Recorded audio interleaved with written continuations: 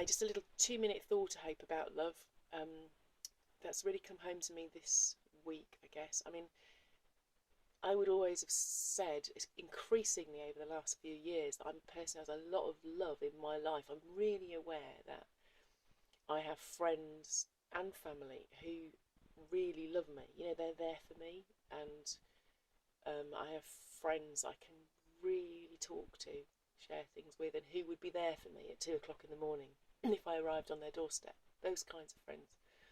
And I'm really grateful for that, and I know that I have that.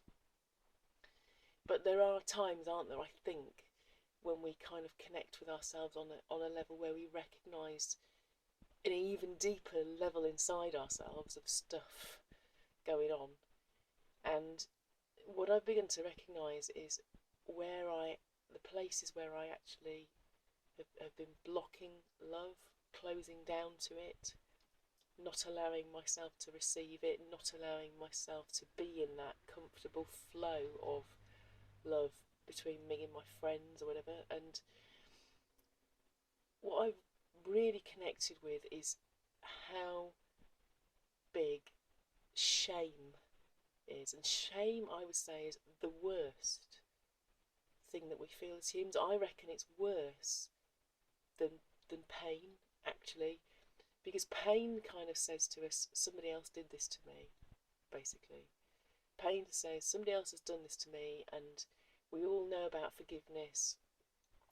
But, talking about pain isn't nice, but it is easier. I'm not saying it's easy, it's easier than really facing our shame.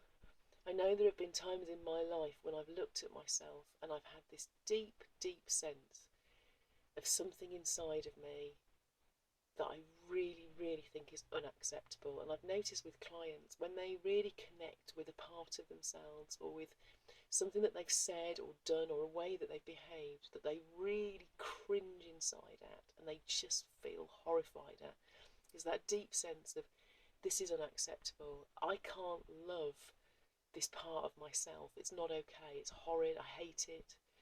I'm disgusted by it. I'm repulsed by it. And I really believe inside myself that if I share this part of myself with somebody else, if I let them see it, they won't love me anymore, because I can't love myself when I think about this thing.